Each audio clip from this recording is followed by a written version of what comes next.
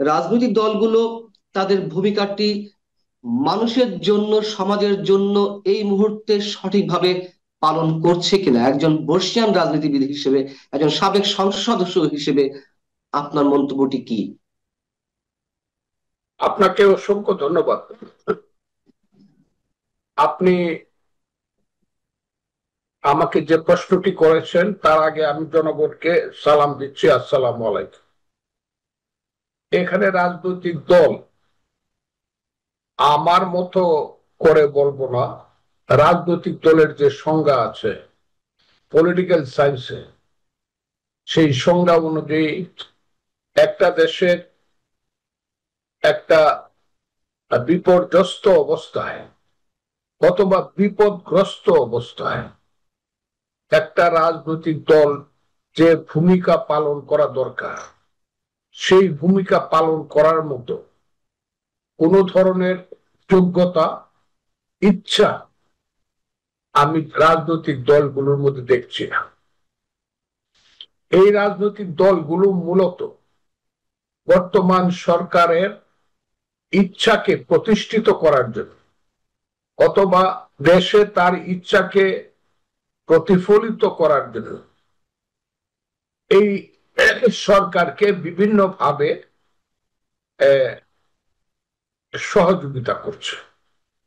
অথচ এই সরকার এই রাজনৈতিক দলগুলোকে মনে করছে তারা হলো তাদের সাইকোফ্যান।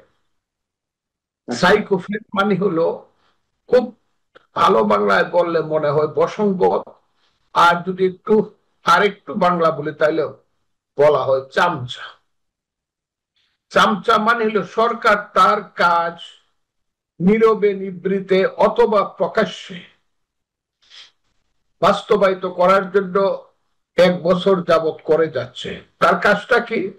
তার কাজটা হলো জাতীয় এবং আন্তর্জাতিক ভাবে যাদের সহযোগিতায় তারা ক্ষমতা এসেছে, বিশেষ করে জনাব অধ্যাপক মোহাম্মদ ইউনূস সাহেব যে শর্তে আন্তর্জাতিক শক্তির ক্রিয়ানক হিসাবে কাজ করার জন্য ক্ষমতা এসেছেন, সেই কাজ কিন্তু তিনি সঠিকভাবেই করে যাচ্ছেন। রাজনৈতিক দলগুলো হয়ে গেছে এখানে সুম্মুন বুকমুন উমিউন ফাহিউম লায়ারজিউ। তারা চোখ থাকতে দেখে না, কান থাকতে শুনে না, মন থাকতে বুঝে না, এইরকম একটা ভাব শুধু আছে যে আমাদেরকে একটু যদি খালি ডাক দেয়, না আসো আসো, এমনি দৌড়ায় গিয়া তার উপরে পড়বো এবং তার মতো করে আমরা শেষ পর্যন্ত কথা বলবো। যদি কোনো কথা ইউনূস সাহেব না শুনতে চায়, তাদেরকে মনে কষ্ট দেয়, তখন বাইরে আইসা কিছু সমালোচনা করব, সমালোচনা করার পরে আবার ডাকবে, আসো আসো, তোমাদের জন্য আমি সিন্নি সালাত রাখছি, আইসা বৈশাখ কথাবার্তা বলে দাও। এবং সবচেয়ে দুর্ভাগ্যজনক হলো এইখানে যে দলটি মূল একমাত্র দল মানুষের কাছে, মানুষ যে দলটির প্রতি আশা করে আছে, সেই দলটির নাম হলো বিএনপি বা বাংলাদেশ জাতীয়তাবাদী দল। সেই দলটি এখন আমার মতে খুব সঠিক ভূমিকা পালন করছে বলে আমি মনে করি না। কেন মনে করি না? সেই দলটির মধ্যে ডাক দেওয়ার সঙ্গে সঙ্গে দৌড়ায় মহাসচিব থেকে ধরে স্থায়ী কমিটির সদস্যরা গিয়া বসে কাদের সঙ্গে? যাদের এখন পর্যন্ত রেজিস্ট্রেশন হয়নি। এইসব শিশু বাচ্চারা 500 মিললে ফজলুর রহমানের মতো একজনের ভোট পাবে না। 500। আমি আল্লাহর রহমতে যে ভোটটা আমার এলাকাতে পাবো, এরা 500 মিললে এই ভোটটা, কারণ 500 মিললে এরা 5 লাখ ভোট পাইতে পারে, 2000 করে পায়, 1000 করে পাবেন। এরা মেম্বারের ভোট এদের সাথে গিয়া বসে একবার বলতে পারে না আমার দলটা যে ঠিক আছে আপনি যদি কথা বলেন আমরা যাব, কিন্তু আপনি আমাদের সঙ্গে এককভাবে কথা বলবেন। আমরা এই বাছুরদের পাশে রাখা এবং আমার বাছুরদের মাথার উপরে রাখা যারা কথায় কথায় আমাদের কথার প্রতিবাদ করবে এবং বেয়াদবি বেতবিজি করবে, তাদের সঙ্গে আমরা বসবো না। এই কথাটা বলার মতো কারেজ আমার দলের আছে কিনা এটা আমি জানি না। এবং আমার দল এই কাজটা করে, যে ইউনূস সাহেব ডাক দিলেই যায়, কে এদের সাথে বসে, যারা 4 দিন আগে স্লোগান দেয় 1 2 3 4, যারা 3 দিন আগে স্লোগান দেয় গাছের ডালে খাওয়া তারেক রহমান অমুক, যারা স্লোগান দেয় আমার ভাইয়ের রক্তে লাল, তারেক রহমান ও মুখের আল, এইগুলা যারা স্লোগান দেয়, তাদের যারা নোয়াখালীতে, চিটাগাঙ্গে, কক্সবাজারে মিটিং করিয়া বিশ্রী কুশ্রী স্লোগান দেয় আমাদের নেতা নেত্রীদের নামে, শহীদ জিয়াউর রহমানের ছবি যারা পদদলিত করে, তারেক রহমান খালেদের ছবি, তাদের সাথে দেখে গিয়া বসে বসে হাসা হাসা কথা, এর নাম যদি রাজনীতি হয়, এই রাজনীতি আমি করি না। যারা মনে করছে প্রত্যেক দেশে একটা প্রিন্সিপাল কন্ট্রাডিকশন থাকে, যে দেশে সংগ্রাম হয়, যুদ্ধ হয়, প্রিন্সিপাল কন্ট্রাডিকশন। যেমন ৭১-এ প্রিন্সিপাল কন্ট্রাডিকশন ছিল এই দেশ স্বাধীন হবে না, পাকিস্তানি থেকে যাবে। মুক্তিযুদ্ধ সফল হবে, সঠিক আছে, সফল হবে না মুক্তিযুদ্ধ পরাজিত। This was the contradiction, principal contradiction. আমার দল এখন মনে করতেছে কিনা আমি জানি না, যে ইলেকশন হবে কি হবে না, এটা হলো প্রিন্সিপাল কন্ট্রাডিকশন।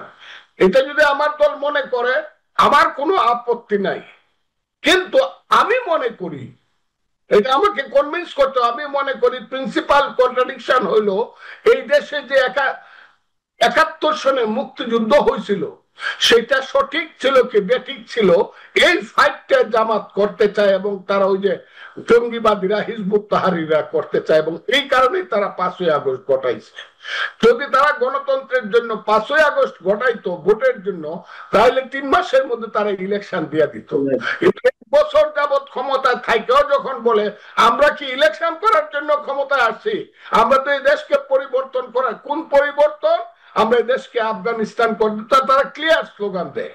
কাজে তাদেরকে জিজ্ঞাসা করতে হবে, তোমরা কি প্রধান কন্ট্রাডিকশন কি ৭১ নিয়ে, নাকি প্রধান কন্ট্রাডিকশন ইলেকশন নিয়ে? কাজে আমি মনে করি না যে এই জিনিসটা খুব সুষ্ঠুভাবে সমাধান হবে, কারণ ইউনূস সাহেব ওই যে শেয়ালের পিঠা ভাগ করার মতো ভাগ করে দিতেছে রাজনৈতিক দলগুলোকে।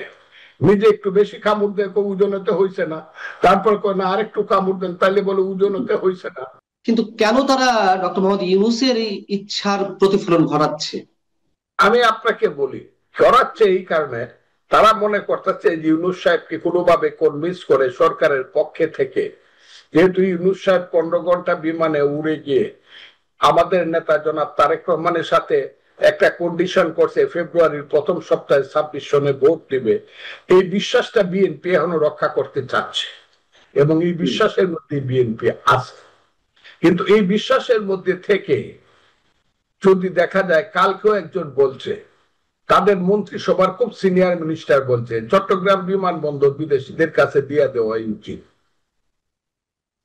এই কথাটা যদি প্রতিবাদ করতে না পারে, যদি বিএনপিও মনে করে ইয়েস চট্টগ্রাম বিমানবন্দর বিদেশিদের কাছে দিয়ে দেওয়া উচিত, তাহলে তো সে তো কর্মীদেরকে বা নেতাদেরকে বা দলকে কনভিন্স করতে হবে, নাকি একা একা বললেই হবে ইয়েস আমরা একমত? ঠিক আছে, সেটাই বলুন যে আমরাই একমত, চট্টগ্রাম বিমানবন্দর বিদেশিদের হাতে চলে যাক, তাহলে তো আর প্রতিবাদ করা দরকার, দল তো প্রতিবাদ করা উচিত বলে আমি মনে করি।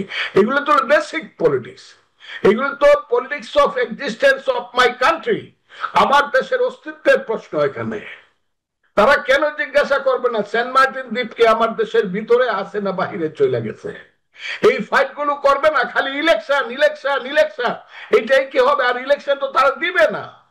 আমি বললাম they will not furnish election in this country under the leadership of mister অধ্যাপক মোহাম্মদ ইউনূস। হবে না এই দেশে। আমি ৬১ বছরের আমার অভিজ্ঞতা দিয়া কইতাছি, এই দেশে ইলেকশন ইউনূস সাহেবের অধীনে হবে না।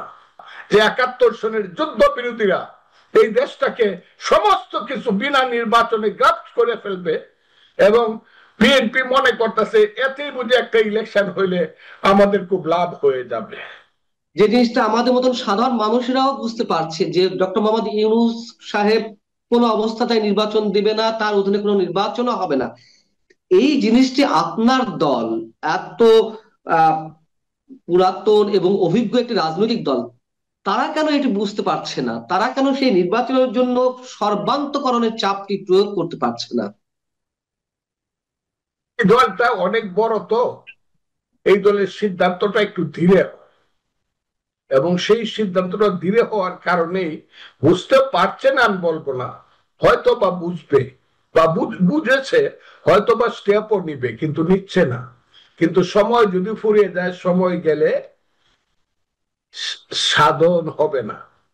এটা হলো শুদ্ধ গান। আরেকটা হইলো যে ওই যে কয়, থাকতে ক্ষুধা প্রেম সুধা পান করো রে পাগলাবো, দিন গেলে দিন আন পাবে না, ভাটায় যদি লয় যৌব। আমি বিএনপি বা আমার দল বা আমাদের যারা প্রগতিশীল দল আছে, এরা করে কি? এরা কি করে? কমিউনিস্ট পার্টি, পঞ্চ পার্টি, যে পঞ্চ পাণ্ডবের যে দল, কি দল বলে এটাকে? পঞ্চ পাণ্ডবের দল। মান্না সাহেবদের নেতৃত্বে যে পঞ্চ পাণ্ডবদের, হ্যাঁ, নাগরিক ঐক্য, মান্না ভাইয়ের নাগরিক ঐক্য, নাগরিক ঐক্য এবং পাঁচটা মিলে কিন্তু একটা নাম আছে। এটা তারা কি হ্যাঁ, করে? বাম গণতান্ত্রিক জোট, এরকম কিছু একটা আছে। তারা চুপ হয়ে গেল গেল কেন? কি পাওয়ার? সিপিবি কিন্তু তারা ওয়াক আউট করেছে, যে গণতান্ত্রিক কথিত ঐকমত্য কমিশনের বৈঠক চলছে, ঐকমত্য কমিশনের বৈঠক থেকে বেশ কয়েকবার ওয়াক আউট করেছে। তারা স্পষ্টভাবে জানিয়ে দিয়েছেন, সিপিবি রুহিন হোসেন প্রিন্স উনি সংবাদ সম্মেলন করে জানিয়ে দিয়েছেন, এইভাবে যদি হুটহাট করে ডাকা হয়, কোনো ধরনের আউটপুট না আসে মিটিং গুলোতে, তাহলে সিপিবি আর ঐকমত্য কমিশনের বৈঠকে আসবে কিনা ভেবে দেখবে, 5 বার ভাববে। তারা কিন্তু অন্তত এই কথাটা স্পষ্ট জানিয়ে দিয়েছে ঐকমত্য কমিশনের বৈঠকে। রুহিন হোসেন প্রিন্স বলেছে, সিপিবির সাধারণ সম্পাদক। কিন্তু যাদের কাছ থেকে কথা শুনতে চাইতাম, প্রিন্সের চেয়ে অনেক বেশি গুরুত্বপূর্ণ এবং নেতা, তারা কেন চুপ করে থাকে? কিসের আশায়? কিসের পাওয়ার আশায়? কি পাওয়ার আশায়? মিষ্টি মিষ্টি করে কথা বলে, ঘুরায় পেশায় একটা কথাই বলে, ইউনূস সাহেবই ভালো। এই কথা বললে তো হবে না। মিষ্টি মিষ্টি কথা বলে। আপনার কি মনে হয় তারা কেন কেন খোলামেলা ভাবে এখনো বলছে না? হ্যাঁ, আপনার কাছে কি মনে হয়? একটা কথা আছে, দেখেন, কবিরা কিন্তু আগেই কয়ে গেছে, ধন্য আশা কুহুকিনী তোমারও মায়া। কবিরা কিন্তু ধন্য আশা আশা করতেছে যে কেউ না কেউ মায়া করবে। এই কারণে তারা কথা কই, আমার মান্না সাহেব, জুনায়েদ সাকিদের ওই যে আমার কি ভাই, ওই যে ওয়ার্কার্স পার্টি, হ্যাঁ, বিপ্লবী ওয়ার্কার্স পার্টি, সাইফুল হক। হ্যাঁ, ওয়ার্কার্স পার্টির ভাই কোথায়? এত স্পষ্ট কথা বলতো, এখন কেন কথাগুলো অস্পষ্ট অস্পষ্ট লাগে? এখন কেন ঘুরায় পেঁচায় তথ্য দেয়া কথা কয়? তারা কথা বলে না কেন সুস্পষ্ট কথা? বিএনপি যে কথা বলে, তবে এরই মধ্যে কিন্তু ডক্টর মোহাম্মদ ইউনূসের পদত্যাগের দাবি উঠতে শুরু করেছে আনুষ্ঠানিকভাবে গণতান্ত্রিক বাম ঐক্য। গণতান্ত্রিক বাম ঐক্য তারা কিন্তু সংবাদ সম্মেলন করে ডক্টর মোহাম্মদ ইউনূসের পদত্যাগ দাবি করেছে। দাবি করছে তো পদত্যাগের জন্য রাস্তায় নামা, ইউনূস সাহেব এই দেশকে ধ্বংস করে দিবে, এই দেশের মন্ত্রিত্বের। আর বিরোধী দলগুলা মনে হয় যেন নববধূর মতে লাল ঘুমটা মাথায় দিয়ে চুপ করে থাকে, শ্বশুর যদি শুনে ফেলে তার কণ্ঠ। এইরকম একটা দল দেশ হইতে পারে নাকি? এখন বলবে এখন ইলেকশন দিবেন, ইলেকশন দিয়ে আপনি যান, আমরা রাজনীতিবিদরা দেখবো দেশ কি করা যায়, দেশটা রাজনীতিবিদরা চালাবে, ভালো অথবা মন্দ, দেশটা চালাবে রাজনীতিবিদরা, ওইরা না এনজিওর কর্মীরা না। এগুলা বলতে চাই না, আমি অনেক বলছি এগুলা। ওই যে হাসে হাসে কথা বলে রাজাকার আলবদরের মেয়ে ছেলেরা, এগুলো ভালো লাগে না, ভালো লাগে না। এখানে এমন লোক আছে খুব গুরুত্বপূর্ণ, যে 8 সনে ইলেকশন করে 320 ভোট পাইছে, ওই ঢাকারই মুন্সিগঞ্জের একটা সিট থেকে অনলি 320টা ভোট পাইছে পার্লামেন্ট ইলেকশন করিয়া। এরা এখন বিশ্ববিখ্যাত নেতা এই সরকারের, মেম্বারই পাস করতে পারবো না, সে বলে 300 সিট পাইবো এনসিপি। এইসব কথা শোনার জন্য এখানে বসে আছি নাকি? হ্যাঁ, এইসব কিন্তু শোনার জন্য যুদ্ধ করছিলাম। এসব ফালতু ফাত্রা ছেলেদের কথা শোনার জন্য, চক্রান্তকারীদের কথা শোনার জন্য, এইসব রাজাকার আলবদরের পার্টি জামাতদের এই দেশটাকে গ্রাস করার জন্য যুদ্ধ করছিলাম নাকি? আর বিএনপি চুপচাপ চুপচাপ কথা বলে একটা ইলেকশন দেন, একটা ইলেকশন দেন, দেখি তো ইলেকশনটা দেয় কিনা।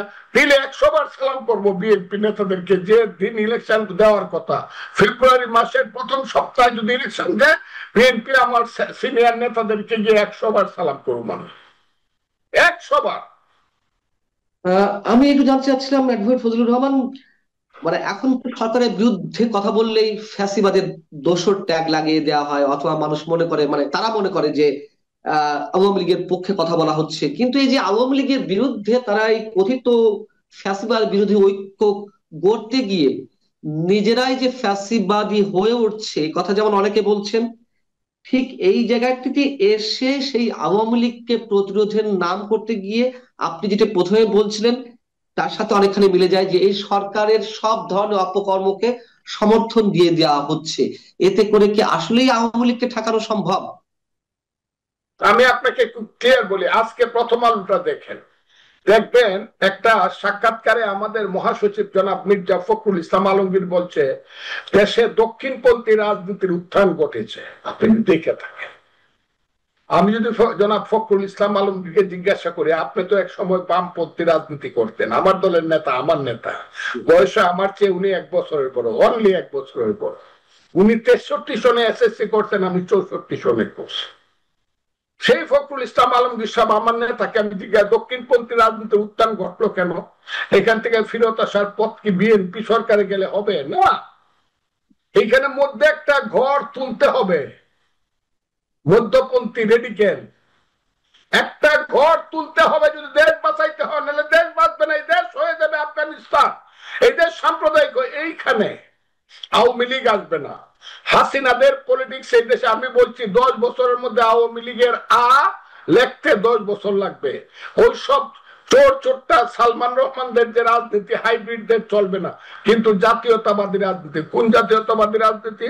এখানে বাংলাদেশি জাতীয়তাবাদের পক্ষে আছে বিএনপি, ইসলামী রাজনীতির পক্ষে আছে জামাত সহ দলগুলো, কমিউনিস্ট বামের পক্ষে আছে কমিউনিস্ট পার্টির দলগুলো বা বাসদ সহ এরা। এখানে বাঙালি জাতীয়তাবাদের একটা পার্টি লাগবে না? যদি না হয় তাহলে তো দক্ষিণপন্থী উত্থান হবে, এবং এখানে বাঙালি জাতীয়তাবাদী রাজনীতির একটা ঘর ঘর এখানে হইতে হবে। Not Hasina, not Awami League. এটা যারা বলে আমি নো, তা না হলে এই দেশ জামাত নিয়ে, এই দেশ সাম্প্রদায়িক শক্তি নিয়ে যাবে। ওই যে ওইটাকে সবাই মিলে ওইটা বাদ দাও, ওইটা বাদ দাও না, বাঙালি জাতীয়তাবাদী শক্তি একটা রাজনীতি হতে হবে, যে রাজনীতির স্লোগান হবে তোমার আমার ঠিকানা পদ্মা মেঘনা চোখ, তুমি কে আমি কে বাঙালি। এই স্লোগানটা থাকতে হবে এই দেশে। যদি জোর করে আটকানো হয় তাহলে এই দেশ সাম্প্রদায়িক শক্তির হাতে চলে যাবে। এটা বিএনপি যদি মনে করে আমরা থাকলে থাকবো, না হলে জাগা রাজাকাররা, তাইলে আমার কোনো কথা নাই। কিন্তু যদি মনে করে আমরা থাকবো, আর আমরা না থাকলে আরেকটা জাতীয়তাবাদী শক্তি, ভালো শক্তি নয়, হাসিনার আন্ডারে 15 বছরের যে শক্তি, সেটা আমি বলছি না, একটা ভালো শক্তি থাকবে, তাহলে বাঙালি জাতীয়তাবাদী রাজনীতি যার স্লোগান হবে তোমার আমার ঠিকানা পদ্মা মেঘনা যমুনা, তুমি কে আমি কে বাঙালি বাঙালি, স্লোগানটা থাকবে। না হলে এখানে দক্ষিণপন্থী রাজনীতির উত্থান ঘটবেই জনাব ফখরুল ইসলাম আলমগীর। ধরে নিতে পারি যে আওয়ামী লীগ ঠেকানোর নামে প্রকারান্তরে সাম্প্রদায়িক শক্তির উত্থানই ঘটছে। যারা বলতেছে যে আওয়ামী লীগ যাতে কোনোদিনই না আসতে পারে, ঠিক আছে, কিন্তু অন্য কোনো কিছু হইতে পারবে না, তাইলে তাইলে আসবে রাজাকাররা, এই কথাটা বলে দিলাম। এবং বিএনপিতে যারা ওই যে কথা বলে না, যারা মুক্তিযোদ্ধা আছে, বীরুত্তম বীর বিক্রমরা, এদেরকে বলবো এই তোরা তওবা কর, কেন তোরা অস্ত্র নিয়ে যুদ্ধ করছিলে। এই দিনটা কিন্তু আসবে, আমি বলে দিলাম, এবং আসতেছে। যদি এখানে রাজনীতিতে বাঙালি জাতীয়তাবাদী শক্তি, আমি আবারও বলছি, no Hasina, no hybrid, no স্বৈরাচার, নো ফ্যাসিস্ট, কিন্তু ভালো মানুষের যদি রাজনীতি না থাকে তাইলে এই দেশে এসছে। কিন্তু রাজনীতি দেশে আসবে, প্রগতিশীল গণতান্ত্রিক রেডিক্যাল মুক্তিযুদ্ধের পলিটিক্স এই দেশে আসবে। এই দেশে মুক্তিযুদ্ধের পলিটিক্স না আসলে এই দেশে 30 লক্ষ লোকের রক্ত বৃথা যাবে। এই দেশ বাঙালি জাতি বেঈমান হিসেবে ইতিহাসে প্রতিষ্ঠিত হবে। মুক্তিযুদ্ধের রাজনীতি আসবে, আমি কয়ে দিলাম কথাটা আপনাকে। আমাকে বাইরে ফেলতে পারে, এখনো বাইরে হলে গুলি করে মারে ফেলতে পারে, কিন্তু মুক্তিযুদ্ধের রাজনীতি কিন্তু আসবে, আমি কয়ে গেলাম কথাটা। সেই রাজনীতি খুব দ্রুত আসবে, সময়ের বাইরে কোনো কিছুই হয় না, সময়ের ভিতরেই আসবে। সেই রাজনীতি আসবে, কারণ আমি আশাবাদী শুধু না, আমি অভিজ্ঞ মানুষ, 61 বছর যাবত রাজনীতি করি, যেটা বাংলাদেশে এখন আর কেউ নাই। 2-3 জন যারা আছে, কেউ মরে গেছে আর কেউ জেলে আছে।